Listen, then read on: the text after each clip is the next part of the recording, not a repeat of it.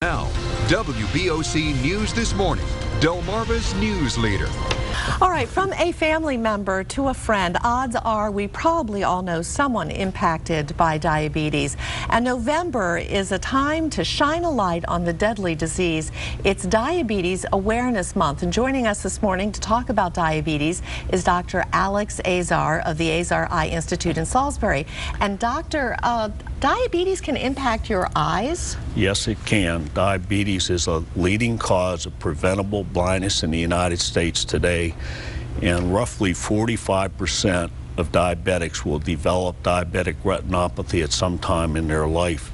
And what happens in diabetes is you have a leakage and bleeding of the blood vessels in the back of the eye, and this progressive bleeding and loss of blood vessels causes hemorrhaging and loss of vision in the eye.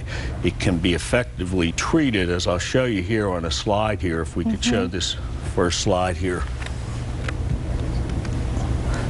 Sorry, here, let's get it. Oh, I'm sorry. Thought they had it on there. There we go. Okay, good.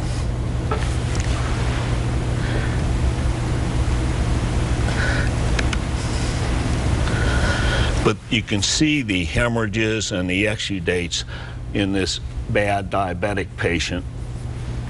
And then with laser treatment, this is what that same eye looks like 9 months later.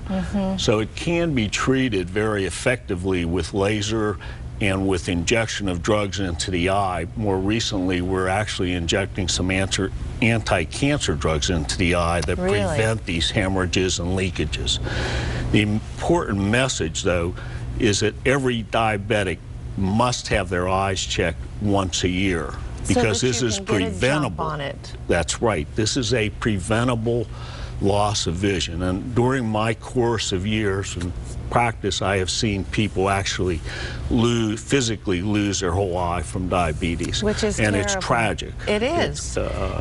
You know, I myself am a diabetic, and you know, I get my own eyes checked once a year. Okay, so that's the big word for this morning. Make sure you get your eyes checked if you're a diabetic once a year, and this can be preventable. Dr. Azar, thank you so much for joining us this morning. Thank you for having me.